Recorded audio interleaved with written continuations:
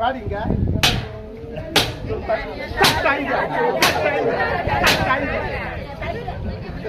தட்டி வச்சுக்கிறான் இந்த ஊர்ல. அப்படி தேவையா?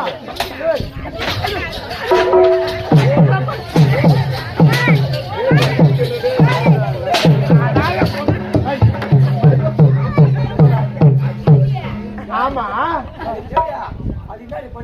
பின்னாடி